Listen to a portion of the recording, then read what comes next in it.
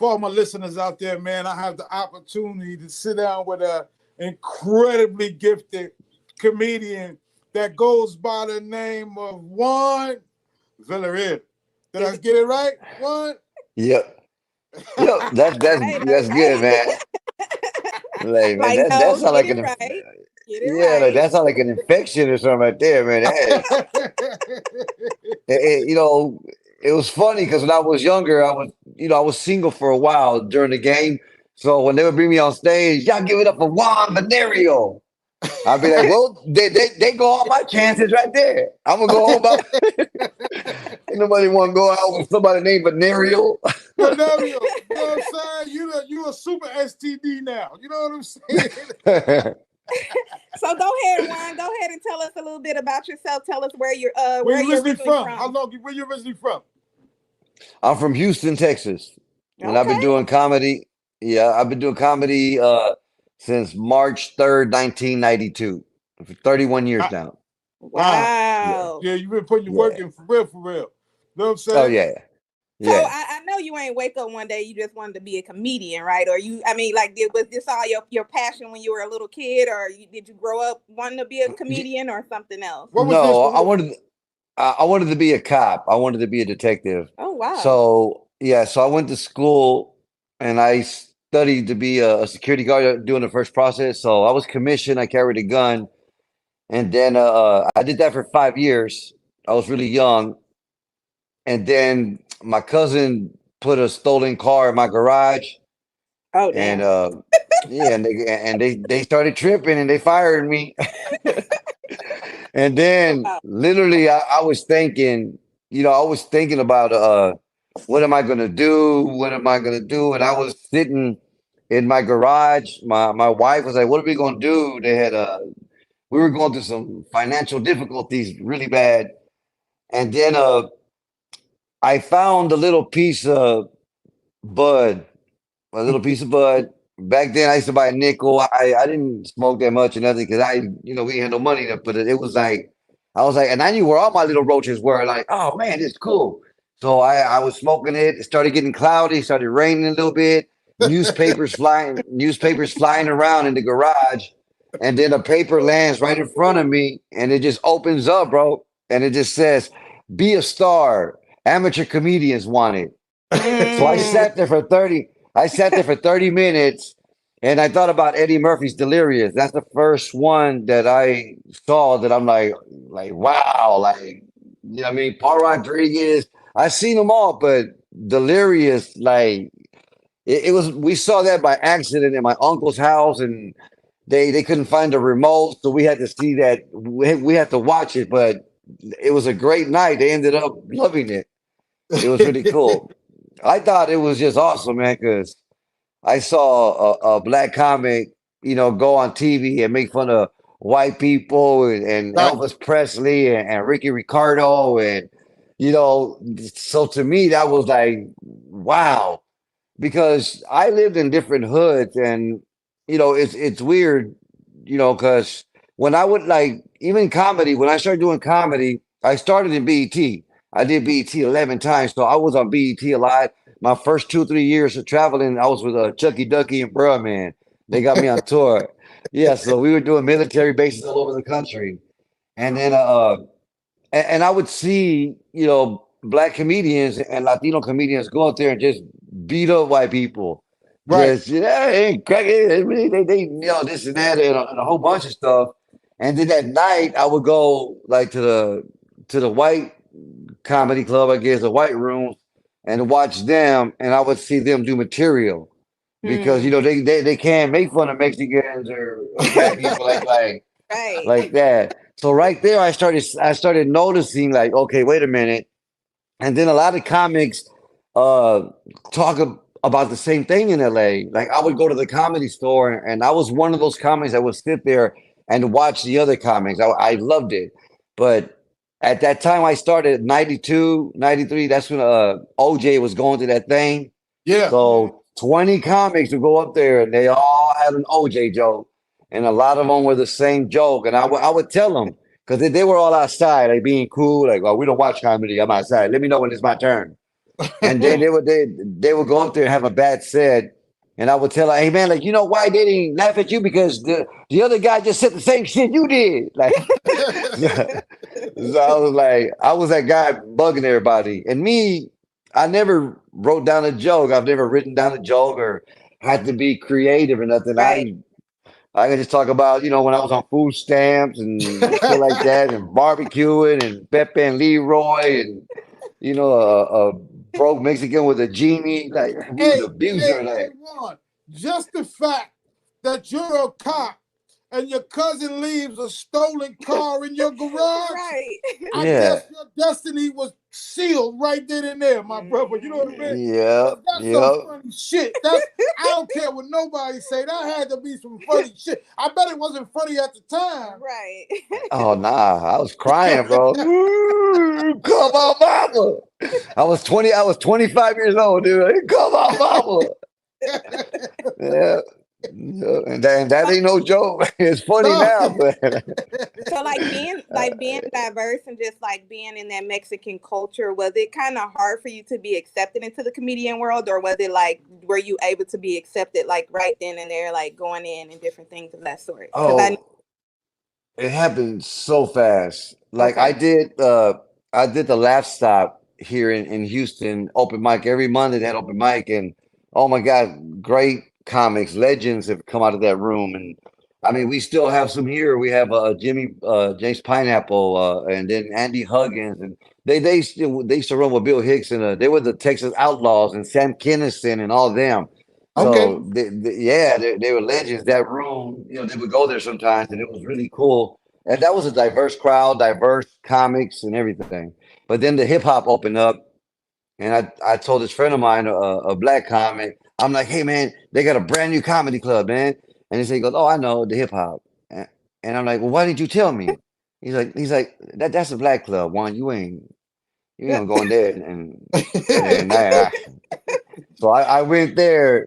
I went there my first time, and Rushion McDonald was the owner. Rushion, Steve Harvey, Anthony Brown, David Ray. Yeah, wow, yeah, yeah. okay, Yeah, and I didn't know,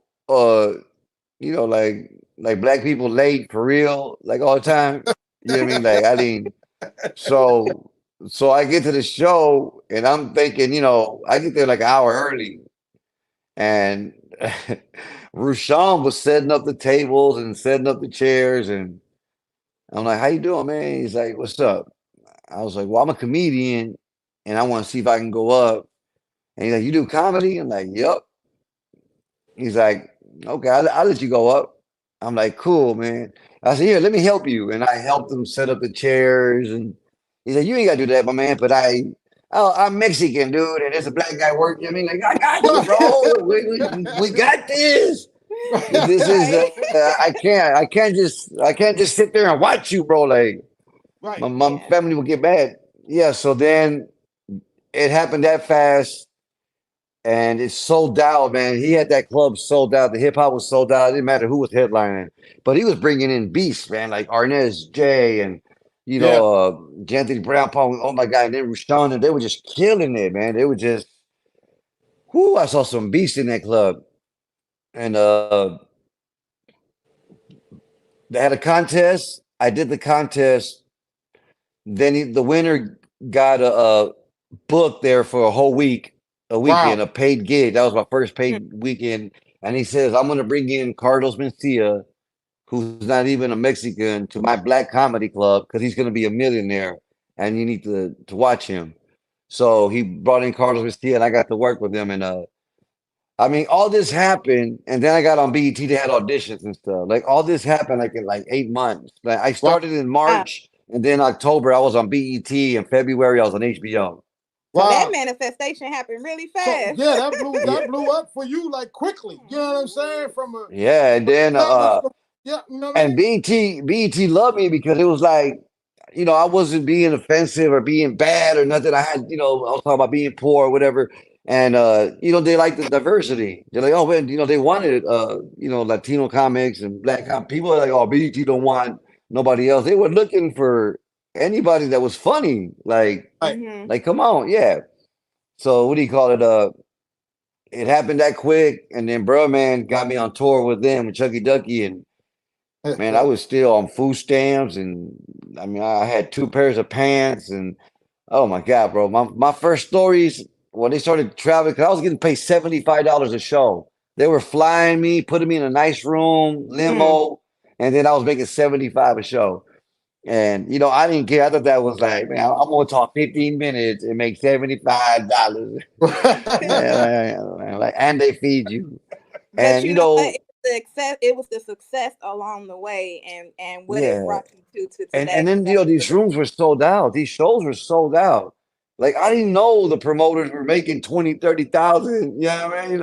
Right, right, That found out later on when they started, when I started becoming the door deals. I'm like, right, right. They well, yeah, make 20,000 and give you $75. You know what I'm saying? It's like yeah, for you to be I think happy. they're You know getting what I mean? Chucky a Right there, thousand, Birdman a thousand, let's go. yeah, it was like Birdman a thousand, Chucky Ducky 1,000, and me 75, and I think somebody else was like 150. And what's funny is that one of the promoters, Vance Bradford, became my manager. I needed him because I didn't get a chance to graduate, man, or finish high school or nothing, go to college. So Vance started helping me. He was like, "Hey, man, they're calling for you. They're trying to book you in Dallas. They're trying to Mm. book you over here." And I'm like, "Hey, man, do you wanna?" I'm like, "Do you want to be my manager? I need a manager, and I'll make you my manager." And he's like, "Okay, I'll try." And he became my manager and one of my best friends. Like we're still at it today. That's So, good. but when we did an NCO club and they wanted me to headline, and they're like, "Okay," I mean, and they're like, "Okay, we got 700 or 800 people in here, and tickets for $20."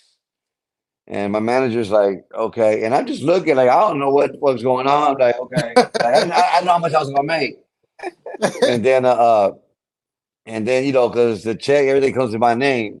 So when she said, "Okay, so so we're paying you 16,000," I mean, I was like, "I'm sorry." She goes, "Yeah, you're making 16,000," and I was like, "Is this how it always works?" And she's like, "Yeah," and I was like, and that's when I looked at my manager, man. I just looked up at him, and he was just like, I'm like, "Hey, man, we gotta talk." I we know, I know. I knew this. I knew this day was coming. I knew this day was coming. I'm like, wait a minute, dude. Y'all were doing two shows at 1,000 people. Like that was right, 2,000 people at $30. That was 60 grand. And right. I made one, and I was making 150 that night. Wow. So I started. I was stealing, bro. I was taking the silverware, phones, towels, robes. I was like, we were poor. We lived in the hood. I would call Right. my wife and be like, baby, my ex-wife, I would call her and be like, baby, uh, they got me in a room and it's got silverware and they all match. Like, so we can do this. Like, she's like, you ought to bring it home. I'm like, it's already in the bag. It's already. It's already So on its way. that was the first weekend. Then the second weekend, I got a little braver and I got some comforters and some pillows and some phones. And then the third weekend, I got a little. You know what I mean? I took the iron, alarm clocks, and a whole lot of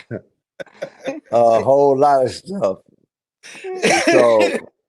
So yeah, so they started seeing the bill, and then on the fourth weekend, they were like, "It's got to be Juan."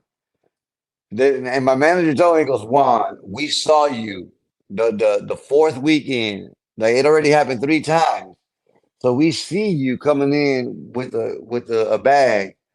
You know what I mean? A big ass bag, Juan, and that motherfucker looked like it had nothing in it. You walking like he goes, now we checking out. We checking out and you dragging this motherfucker. I had lamps, I had all sorts of shit in there, man. They caught me. Yeah. They were like, how do you take lamps? Like, how do they take it apart? How Like, you get a well, lamp out of here? You know what I'm yeah, saying? Hey, I if was y'all like, gave me it's easy. right, if you'd have gave me a little time, I would have figured out how to get this bed out of here. You know what I'm saying? Yeah, I was like, little by little, bro. Yeah. Yeah. So you had an opportunity, man. I think there was a story that where you had an encounter with Tupac. Yes. Yeah. Well, yeah, it was the first time. The first time it was I got nominated for a BET award, and my brother was there, who hardly ever goes to a lot of my comedy stuff. Whatever he works, he's got the family. They try, he hardly ever goes to my shows. He Right, tries to right, make it when he can, but he's like, "Hey, man, Tupac is right there. He calling you." And then Wow. I saw him and I went. I'm like, "What up, Pac?" And he said, "What up, man?" He's funny, man. That was cool. So we kind of talked for about 10 seconds. That was it. And then he saw me on Fat Tuesdays, which was, mostly, all black night. right. And the Shack was there and Christopher Darden was there, OJ's attorney. He Yeah. was there. He was in the front row. What do you call it? Man, there was so many people couldn't play. And then Joe Torre popped into a guest Um, spot, Chris Tucker. Mm, There was so many people there. So then I went on stage, and I'm used to performing here in Houston in the hood. And Mexicans in Houston, we say the N-word like right, right.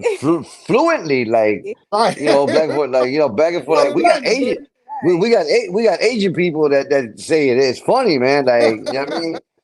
Like they sound more black than some of my black friends. Like, Yeah. man. Yeah, so I said that word and the joke, but because I was used to saying it over here. So I said it and it just, I got a standing O. They loved it. And then when I Wow. got off stage, that's when Pac ran up to me. He ran Yeah. up to me, he's like, "Hey, nigga, where you from?" And I'm like, "I'm from Houston." He's like, "Hey, you real, man." And I'm like, "Yeah, you Pac." Like, I was like, Right. They you, had to be an you, inspiration in itself. like Right. you Pac. He's like, "Nah, man, you just came in here, man, because I ain't never seen no essays talk like that. That's why I knew you weren't from here, because they don't say Mexican, they say essays." Right. He's like, Right. Right. "Man, I never seen no essay do that, man." He goes, "Man, you just went into a black room, you know what I mean? Rocked, yeah, you rocked them, man. You got a Yeah. standing O, man." And I'm like, "Yeah." He's like, "That's what I want to do, man.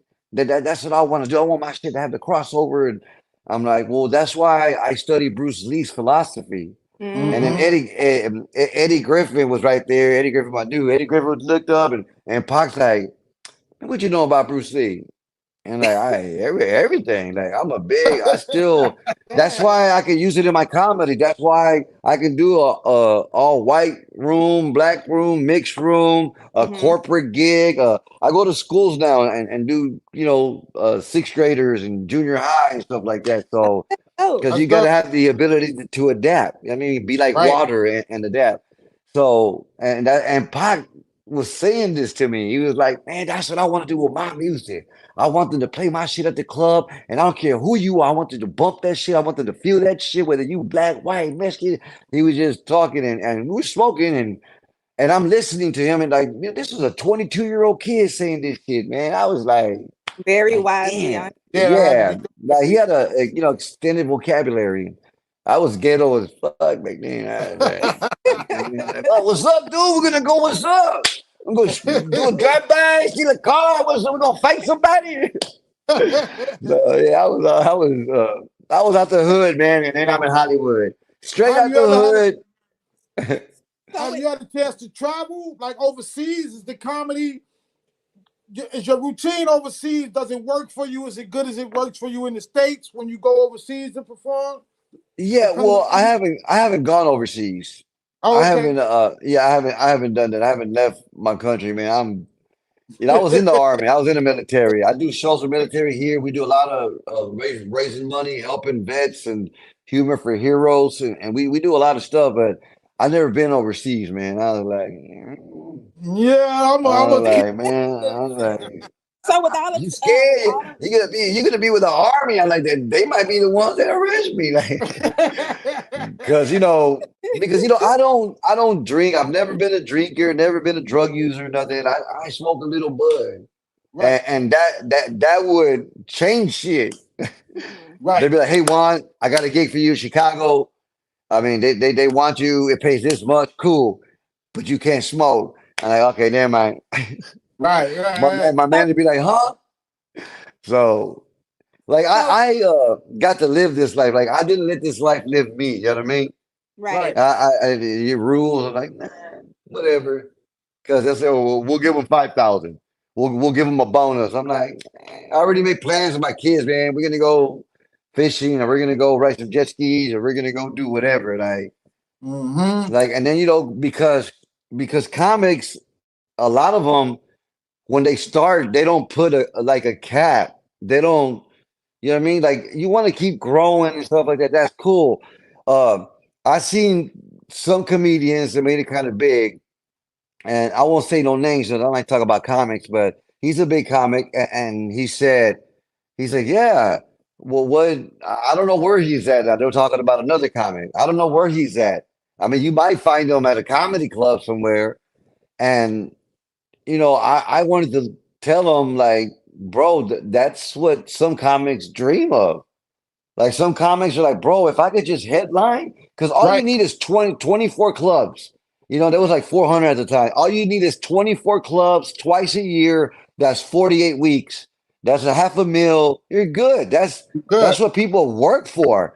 And then, Right. there's other comics that want to do movies and want to do this and do their specials and get on TV and be more of a draw and sell out arenas and that's cool. Like I would help people that 'cause I turned down a bunch of movies, man. I turned down a whole lot of Will Smith wanted me so bad that Overbrook, Mhm. he had a company and they offered me like 250,000, man. But I was living in Houston, like, nah, man. And they wanted me to live there. And I'm Right. like, nah, I can't. He said, but we need you here. I'm like, well, if you need me here, they got these little things. It's called planes. Like, I could be here quick. Get me there and get me back. Yeah, and I'm thinking Will Smith, like he might have his own plane, like he can go get me, like it's faster. Right. Mhm. And what do Right. you call it? Yeah, so I was in when I first started this game, I was a scaffold builder, construction, worked on roofing, I did a whole lot of stuff. Right. So yeah, so when I started, I'm like, man, if I can make $500 to $800 a week just Mm-hmm. talking, Mhm. just talking. I'm winning. I won. I won. Yeah. That's it. Yeah. That's it. And they give you free sodas and free chicken tenders. And they're like, You was "Shit, set. that's it." And these comics start like me when I started becoming a draw. Cedric was paying me good money to open up for him. I was Right. making like 5,000 just to open up. So that's a lot of money. That's a You know what I mean? lot I of money. don't. Yeah, people were like, "Well, how much is Cedric making?" I'm like, I don't give a shit. Right. Like, bro, like where you going, Juan? Like, I'm gonna go get pay the weed man. I'm gonna catch up with my Right. balance. You know what I mean? Because my credit was fucked up, but with him, it was good. Right. You know what I mean? I had good credit with the weed man. Man. Yeah. Yeah. That's So yeah, and then we were doing 4 shows a weekend. And doing Thursday, Friday, Saturday, Sunday. So it's like, man, like so it was good. And then I started becoming a draw. My manager says, hey man, people want to see you more and you can headline. This is you. And I started doing that. And yeah, I started, charging, $20 and then I was getting 12, 1,300 people, 1,400 people. Nice. And the first time that I ever sold out like that, where I promoted it, whatever we made, and I'm talking money so people can understand. And I'm from the hood, so that's why I was talking about it. I made 27,000. yeah. 20 the first time I headlined and I sold out and used my name and I bought my radio and I rented the hotel, but the hotel let us have the ballroom for free. Mm. And they go, if you do shows here, we'll give you the rooms for free. Just bring people in. And I think I sold out like 14 shows. Okay. Nice. So yeah, so it was 27,000. Now my manager's like, hey Juan, you know what I mean? You made 27,000. And he gave me a check. And I was so hood back then, like, what's this? That's your money. Like, I don't want no check. Like, I don't trust this. I'm not gonna just walk into a bank. Hey, give me 27,000. Like I didn't. Like I'm like, man, they're gonna check my credit score. I owe back child support. They're gonna take it, bro. They're gonna take it. And then and he's he was like, "Are you serious?" I'm like, "Yes." And he's like, "Juan, what do you want? Like cash?" Yeah. And he was looking at me like, "Juan." I'm like, "What? They don't got the cash?" He's like, I'm sure they got the cash, but I don't think they walking around with just $27,000 in their pocket. And I'm like, so they heard me talking, and they're like, "What's up, Juan? Everything good?" I'm like, "Yeah, man. I just didn't know we were gonna get a check. I usually get paid cash." And they're like, "Okay, uh, what time you leaving tomorrow?" I'm like, "Oh, we check out at 12. We'll be here at 10." So they came over at 10 o'clock in the morning with a box and gave me 27. They put a bed 27,000. Whoa, that's what's Wow. up. Now, yeah, yeah, that was one of the scariest moments of my life, bro. I thought I was going to prison. I thought I did something bad because I don't know. If you're a baller and you got that kind of money, cool. But I wasn't a baller like that. And all of a sudden, I'm making 3,000, 4,000 here, 5,000 here, whatever. And that's Now how they it's just were giving it out back in the day in a box. in a box, 27,000. And then I God. looked at my manager and they laughed. I said, "Thank you," and they laughing. He's like, "Damn." And I was like, "Hey man, I ain't riding with this shit." Right, I was getting ready to Right. say that. Like, yo, Like, now I what? gotta figure out how to protect this shit, yo. Yeah, he was like, "What?" He was like, "What you mean?" Like, I'm not riding that. I'm like, dude, because we got pulled over a lot. He was black, I was Mexican, and we used to always God. get just for no tickets. I Right. mean, none of us. He never got a ticket. We got over 600 cards in 20 years where we got pulled over at least 600 times. You know what I mean? We were keeping cards and no tickets. They were just checking us, make sure we had no weapons. And when you live in Houston and you go I-10 and you go toward New Orleans, Yep. like they call that the dope route. So Yep. that's where they Yep. catch everybody. They just be standing there having 20, 30 troopers just pulling over everybody. Yeah. So, we would get pulled over a lot, but we never carried anything because we didn't want to go to jail. We were afraid, bro. We were like, my Right. manager's never, he never caught a K, he never had a fight or Feel nothing. like Like that. he's He ain't not, that kind of guy.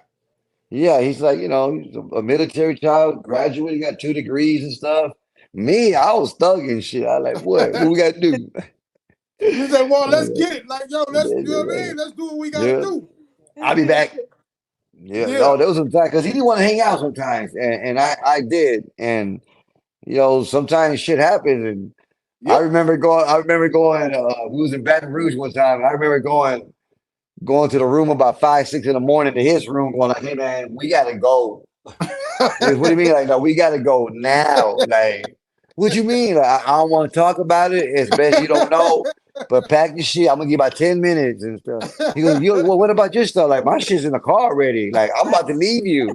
I'll get you a plane ticket or whatever. But we gotta go, man. Like, yeah, Well, tell us yeah. about a time there was somewhere you have been where you performed where you bombed.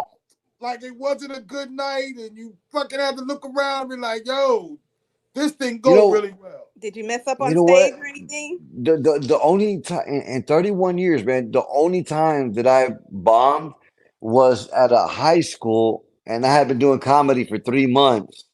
So I only had about 15 minutes, and they wanted me to do 45 minutes for Oh, $75. And I had to follow David Raybon, one of the owners.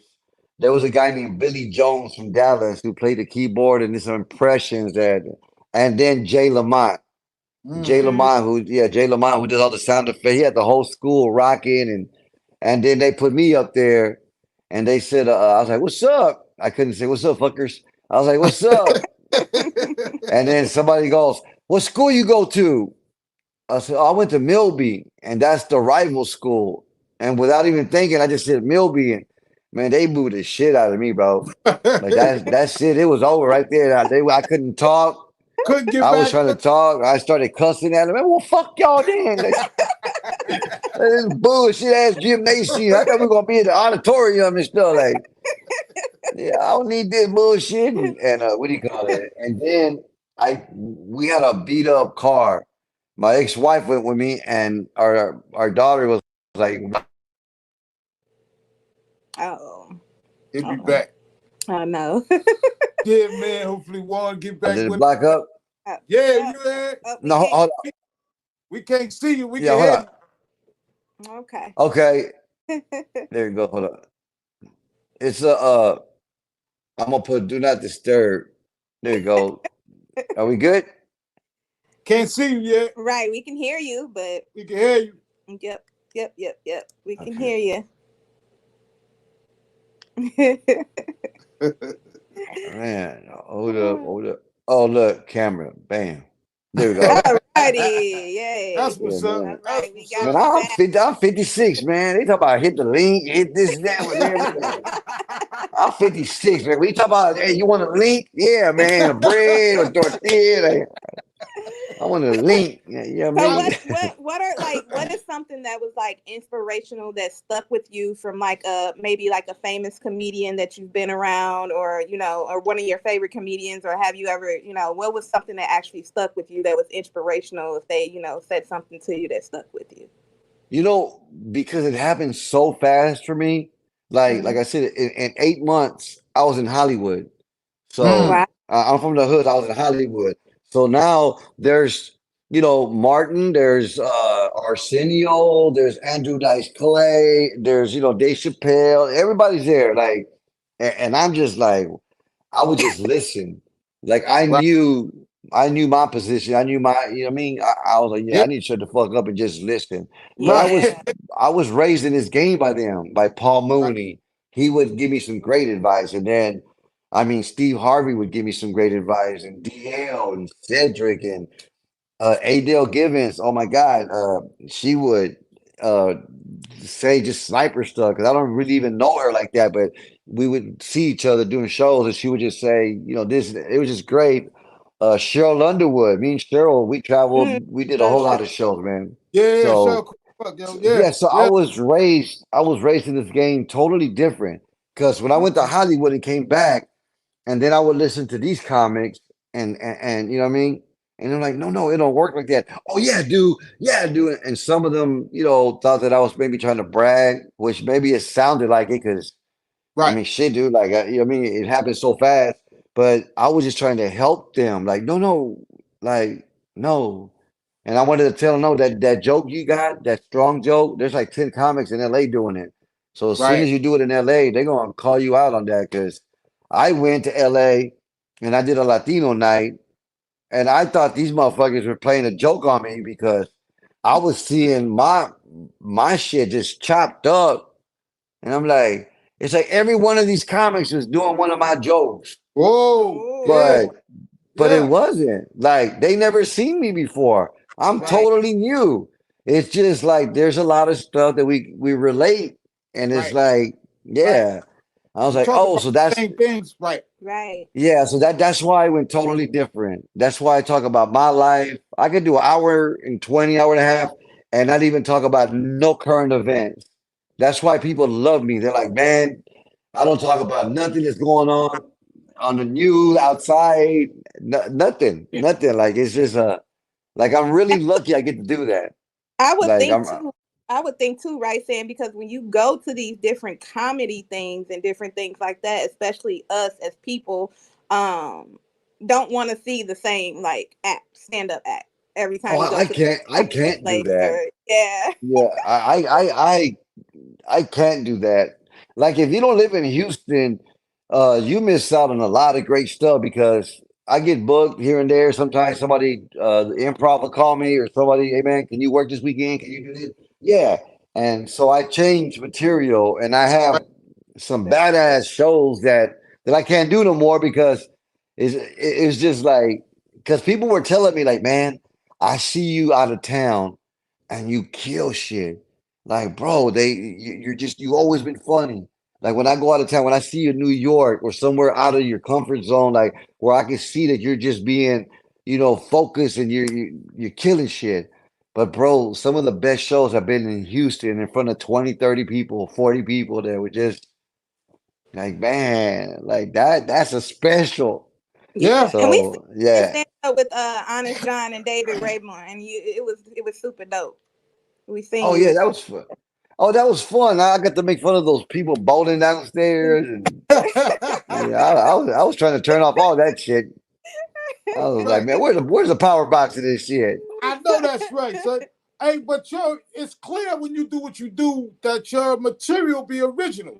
Like, Mhm. even though if you and somebody else was in the same place and see the same thing, when y'all both spoke on it, you would speak about Oh, it in a completely different manner than that person Right. because you just see it differently. you know, that's the thing too. Like, and comics love me, man, and they respect me, and I love them. Like, I've never really had a beef with Right, nobody, like with right. nobody. So, like from Corey Holcomb, I know. Remember that Corey Holcomb and that earthquake thing? Yeah, Like, Mhm. well, I text both of them, and they both text me back. Like, I love both of them. Like, you know what I mean? right, Like, they both my dudes. They might have, but like Corey's cool with me. I mean, and Corey don't tell me like who could be my friend or right. oh, you know what I mean? Oh, you like him? Get away from me then. If you gonna fuck with Right. me, like Corey respects me and stuff, and because Corey's a real dude. Me and Corey, like, you know what I mean? I was like, Yeah. hey Corey, man, some dudes outside talking shit. What's up? Well, you wanna go outside? Like, yeah, Let's go Me get and him, man. Corey in the '90s, we were yeah. It was yep. So So, Corey knows me, man. Like he knows I'm a real dude, whatever. real dude. Yeah. Yeah, yeah. What have you ever had an opportunity to perform in any movies or films? Well, I just did my first movie, a small part. I Okay. play a homeless man, but I got to play me. Right. But I was supposed to be in a lot of movies, bro. Yeah. A No, I lot, a can lot. imagine. But they what do you call it? I came second in the Latino comedy competition in the Hollywood, the Laugh Factory. Yeah. And the next day I heard like Juan, I don't know from the club. I just heard my messages like Juan, I don't know if you know this, but ABC, NBC, they're all looking for you. You got Showtime, HBO, you got and I mean, I that's when I had gotten divorced. Me and my wife got to divorce and I was going. So I didn't. I got there, and the competition was like a week later, Mm. and I came in second place. But they wanted me. Like Right. I got offered so many deals right there and then, and yeah, I mean, they were telling me, "Well, we can do this for you." Man, I'm trying to get my wife back and my kids, man. They're trying like, "Hey, Juan, we get the development deals. We're gonna get you a car. We know you ain't got a place to stay right now. This, that. We're gonna get this. We're gonna get that." Like, man, I'm gonna go home. Yeah. Yeah. Yeah, Yeah. You so just I wasn't in wasn't that mind worried. space at the time. I wasn't worried about that, man. And some So, comics they get into it deep, and they don't care what's going family, whatever they right. gotta go. Right. And yeah, me, You I was want to like, do. man. And then some of the movies back then, I was different. My mentality, like Speed, that was one of Right. the first ones that they wanted me to do. Speed and Sandra Bullock, that was her first movie, whatever. So I wanted to see Keanu Reeves. But when they wanted me to read the part, I was supposed to be that little dude on the bus. Hey, it's not the boss. The guy with the Yeah. gun, the little Mexican guy. Mhm. Yeah, remember that Yeah. movie, Speed? Yeah. Yeah. Yeah. Okay, so I'm supposed to be on the bus, and then the cops should come in, I take out a gun, and then I say, stop the bus. But I didn't say it like that. I said, stop the bus. And they're like, no, no, this is a Mexican part. So I'm like, Like, I I look am at my Mexican. manager like, yeah. I'm like, well, I'm okay. Stop the bus. I'm like, what do you mean? Like, no, we need more of an accent. Stop the bus. So this went on for about 3 or 4 minutes, and I was just like looking at them, and they didn't know how to tell me. So I looked at my manager, and he already knows I ain't gonna do this shit. Right. Like my Right. manager, yeah, because he wears glasses, he was like this. Yeah, and when he does that, like he already knew. So fucking around, jokingly, I'm like, "Hey, start the bus! Yeah. I'm not playing." They said, "Perfect. That's what we want right there." I was like, "Man, fuck your script, bro. I ain't doing this bullshit. Crazy, y'all tripping." And they're like, what are you talking about? Like, what do you mean? Like, I'm like, this movie's all racial. Like, this is for white movie. Like, this is. They're like, what are you talking about? And there was like six people looking at me. I'm like, you got two Mexicans on a bus. You got two Mexicans on a bus. One of them has a gun and he shot somebody because he says, "Hey man, I didn't mean to shoot the guy. You know what I mean? You wanted to say, I'm not playing. I'm not. Like Mexicans, they have a gun. You know what I mean? I'm like, can I shoot somebody in the leg or something? Right, And right. yeah, you really. And they're like, no, no, just stick to the script. Like, you really want me to say, I'm not playing? Like, that don't that's not the way it goes, man. I've Not the been way on it goes. buses where they've been jacked like that. Don't That's not how it goes. Mm-hmm. And they're like, I was like, and this is like, you know what I mean? It's just like for white people, fuckers, and they're like, why do you keep saying that? I'm like, because you got two Mexicans on the bus. One of them has a gun, and then the two Mexicans start fighting each other. The two Right, Mexicans start fighting each other, bro. Okay, right. and then the gun goes off. Bam! A bullet is shot. There's 20 million white people on the bus. Who does the bullet hit? The black bus driver. Right. So right away, you got rid of two Mexicans and the black dude. The black bus driver, like, y'all got him off the bus. Y'all said, no, no, ain't nobody get off the bus. Oh no, that black bus driver gotta go. So We're gonna put that little, we're gonna put that little white girl. you took those movie roles serious, and that's good that you actually had that mind frame to just be like, with certain stuff that you did. But see, I didn't know that they didn't. You know what I Right. mean? They didn't have it. Right. So they were like, and then I would leave, and my manager would be like, "Man, you fucked them up, man. They didn't know what to say. They had no response. They had no like. They put down their pens thinking about it. Damn. Like should we shoot a white guy? Like, yeah. So Hey man, and so then what you got coming up next in the future, man? What's some of the things that you want to do? Some of the accomplishments that you want to get done in the upcoming future here? man, June 2nd, June 2nd and June 3rd, they're doing a show, and it's called the Latin Queens and Latin Comedy Kings of Comedy. Okay. And they asked me to be part of it. They wanted to be, they've been following me for a year. They go through my stuff. They this and that. And they're like, hey man, we think you're a king. We want to make you a king. That's what's up. Like Where you gonna be at? in Midland, in Odessa, at the Noel Wagner. It's like a 3,000 seater, and then we're doing Hobbs, New Mexico. Okay. Nice. Yes, so like that's a big word, king. So I thought about it because I haven't really done a special or nothing like that, and then I look at the other Latino comedy kings, and I'm just like, so I was like, look, man, uh, I'm gonna take a lot of shit for this. I'm already getting a lot of shit. I'm already you're gonna be a king. Who makes you a king? How do you become a king? Well, somebody it ain't like legit king, like a real king. And I'm like, Right. well, we're doing king shit, bro. Right. Like that's Right. gonna happen. Like who's gonna make you a king? Like I'm like the same people that made Cedric and DL and Bird. They just got 4 comics that were doing really well, and they called them the Kings of Comedy. Kings of They didn't Comedy. say they were better. They didn't say they were better than Richard Pryor or Red Fox or they didn't say none of that stuff. You know what I Right. mean? They just made it a show called the Kings of Comedy, and then the Queens came out.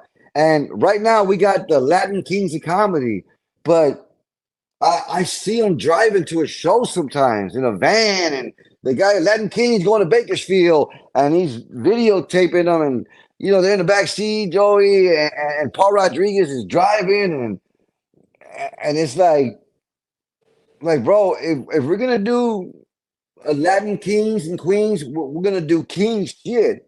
Right. We're gonna be in fucking limos. We're gonna be in Escalades. Right. We're gonna be. Right. We're gonna fly first class. We ain't staying Right. in no fucking Comfort Inn. We're not like. If we're gonna do this, we're gonna do this because I'm gonna take a lot of shit for it. But Right. I'm ready for it. Like I love it. I love yeah, it. and it's like in 2013, my mother got a tumor. So my stepmom, and so they put a peg tube in her stomach. So for 9 months, she got cancer. For 9 months, I was putting medication, food, water, everything in there, taking her to chemo, radiation. So for 9 months, I quit comedy. I had to stop because my dad didn't know how to work the machine and the medications. Right. You got to grind them up and stir it. And I mean, it's really hard. So I did that. And in 9 months, I lost. Oh my God! Because they had set up a tour for me, like a $1.2 million tour. Like Wow. it was already, yeah, it was already gonna happen. So I told them, dog, I couldn't do it. I got to take care of my mom, and they were upset with me. People don't never want to talk to me. Like it got really bad. Now, you make enough money to pay somebody. I'm like, yeah, but that's my mom, fucker. She Well, wants mom, me. right? Like, Hey. What are you talking yeah, about? and so man, I'm trying to be really careful. Nah, I'm just saying. Well, anyway, I lost everything. Lost my house, car. I was pawning my golf clubs. My wife was helping me. We went because then my dad got sick, kidney failure. He had went to dialysis, amputation, and my mom got dementia. So for the last 10 years, it got really.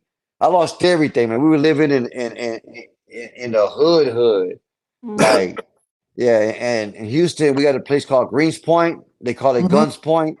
Yeah, and that we were living in Greens Point, and even my thug hood ass cousins would be like, "Where you living at right now?" Like Greens Point. God damn, dog. Shit, like they were afraid. Like, you got a gun? You need a gun? Like, nah, man. I ain't got a gun. So so it went, really bad. My my dad passed away in 2019, and then my mom was already declining with the dementia and stuff, so she passed away. 2020, COVID hit. 2020, I was ready to go do some stuff. COVID hit, and then my mom made it through it because she was at a facility. But after that, she passed away. So last November made 1 year that my mom passed. You know what I mean, so they're resting, and I rested for a whole year. So in January, I told my manager, open up the book and let's tell these fuckers I'm ready to come. You know what I mean? I'm ready. Ready. So they put me on some shows, and they just been. I've been popping. I've been selling out here, selling out there, and things have been going well. So now in June they're gonna make me a king. That's So I, beautiful. What's I up, told yo? people, so in 6 months, I went from 6 months and said, okay, 10 years of not just doing sniper shows. You know what I mean? Yeah. Like DL would come to town and be like, Juan, yeah, I need some work, man. Come on. Snoop came. Juan, you want to work? Like, yeah, come on, dog. So I'm with Snoop, Cedric or whoever. They were all looking out for me, man. So now, I everything humbles me. And Mhm. now I'm ready to do this. Because when you're a king, what I mean, they're gonna make you like you gotta act like one. You know what I Mhm. mean? You gotta talk like one. You gotta Yeah. respect the game like one, respect Gotta move others and right. help others and lift others. And you gotta be a positive dude. And I've been wearing this thing right here, anti-bully oath. 'Cause I go to schools and I told the Mhm. students I won't take this off, and they didn't believe me. And I've been wearing it for about 6, 7 years. That's what's up. So yeah, they're like these kids are like, hey, they're grown now. Some of them got kids like, hey man, we love that you're wearing that, bro. That's Yeah. cool. I was Yeah. like, I told you, man, y'all gonna see this with celebrities on TV and videos, and so And they respect that, man. I wanna stand my hand out to the actual Latin community and Mexican community because you guys don't get your flowers that you guys deserve, and you guys, all of you, like even in music, because I actually just did a show with Yeah, it was like the Latin Music Fest or Mexican Music Fest, and yeah, it made me see a lot of things differently, just from like the culture and the music, the pop, the hip hop, the comedy, just all yeah, that stuff. It's super, super dope. Hey, Ron, you It's got super. yeah. fucked up. She in here getting all fucking emotional and shit. She's like all No, eyes all fucking watering and shit. I'm like, what the no, fuck? dude, No, but but no, that's that's cool like no, I'm because saying though, I'm that's like, super. It's super because dope to me. my manager is like, hey man, so we're gonna do this. You're gonna be a king. I'm like, yep. And the other guy's like, well, who's talking? Yeah, you're gonna be a real king. I'm like, okay, we'll see. I mean, these people, these venues, these are $100,000 shows, man. So Right, it's already happening. Now right. people are trying to buy the show. Once we posted the flyer, we got buyers. Chicago, the House of Blues. We got people going like, "Hey man, let us buy that show. How much I want that show for?" We got other promoters, so now it's going to turn into like a 60 city tour, Mm-hmm. That's and we left it. We left it Latin Queens, and Latin comedy kings, not the Latin queens or the. So Right. we left it open so that we Right. can exchange people and give Right. other people opportunities. So we're Yes. Yes, all gonna get, we're all, because there's a lot of Latinos out there that are fucking funny and they pay their dues absolutely. Absolutely. Yes. and they've Yeah. been overlooked. And I'm like, bro, I'm gonna be in this position to do this. That's why I told the promoters, if we're gonna do this, let's do it right. Let's do it Mhm. Like, right. I mean, let's do it right because if not, I am. Like now that I'm saying this, I signed the contract, the flyers out. King, the Mexicans in LA, how's he gonna be a king, bro? Doesn't he owe child support? Like I didn't like, will I be the first king to pay child support, motherfucker? So so I just said, you know what? They're like, somebody goes, my little cousin, man, he loves my comedy. He loves a lot of comedy. And he's like, bro, you can be a king. Like I already looked into it, bro. No, nobody's done what you've done. Like Paul Rodriguez is badass, and George, he's doing his thing, and Fluffy don't want to work with nobody, and she like, bro, and they're not really booking other people or doing shows or doing king shit. They're just out there. You can book Mhm. them, and they're driving to shows, and like I'm like, yeah, I'm not. I have a driver already now. I have an assistant. Like I don't. Yeah, so it's, I mean, my prices right now are pretty good. I get two flights, two rooms because my manager travels with me or my assistant. And so it's like I'm on a different level than some of these fuckers and they don't get it. Yeah. And then Mhm. my cousin goes, look, dude, you're the only one who did BET 11 times. I Mhm. know you're tired of hearing that shit, but you did it 11 times. Okay, you came second in the Latino comedy competition in Hollywood and everybody wanted you. Will Smith, you came second in the Bay Area black comedy competition. You came second. That'll never happen again. That Right. no, there Latinos will never be like you came second, and then you did this. Done this, opened up doors for other people. You booked other comics. Every show you given gigs to other people and this and that. He goes, nobody's mad at you. Nobody hates you. He goes, and how do you feel right now? I'm like funnier than any motherfucker out there. You know what I mean? Like funny, bro. Like Yeah. Yeah. on a whole different level of funny. On a different level. Like I King's level, don't give a baby. shit. Like On the King's they're like, level. Yes. yeah, they're what about following people? Like, what do you mean? Like, what is this a big show? Like you don't understand how I grew up in the '90s, bro. Yeah, man. In the '90s, it was like, okay, so and so, and then JB Smooth, and then Chris Mhm. Tucker, and then Martin, then Juan, and then Corey Holcomb, and then one of the Wayans brothers, or Chris Tucker. Like it was just like Yeah. I was around that. I was the only Mexican around all that, so I had to. To come second in a black comedy competition, that tells you something, fuckers. Like it was 150. You know what I mean? And it was Real funny, man, talk. because me and the winner, because they were calling out the names, and it was just me and him. And I said, the winner gets 5,000. And we were just standing there, and I kind of looked at him, and it's JJ from the SIP, JJ Williams. He's on Yeah. that Mhm. Yeah. DVD with Cedric with me. And I said, hey man, you know they ain't gonna let little Mexican win. Uh, but I got a standing on, and you did it. And I said, so I think we ought to split this shit just to be cool. You know what I mean? And JJ looked at me so cool. He got that little smile. He just looked at me. He was like, "I'm about to win $5,000." I'm like, "Man, fuck you, you greedy ass." So I've done my things. I've Yeah. done a lot of stuff. And then I don't put a lot of stuff out there too, as far as like helping people, charity work, and I'll be waiting Yeah. for somebody to call me out on some shit. Like I work with people that we build we get money and we're building wells in third world countries so these people can bathe and eat and That's what's drink up, and baby. cook and like That's what's up. I can't wait for somebody to fuck with me for real because I don't really need to do that. But once they fuck with me for real, and then they see what I look like, okay, yeah, like And okay. speaking of comedians, super quick, I want to send my love and prayers out to Jamie Foxx. Did you get a chance to meet Jamie Foxx, or Oh man, have you? me and Jamie did some shows together, a lot of shows together. Yeah.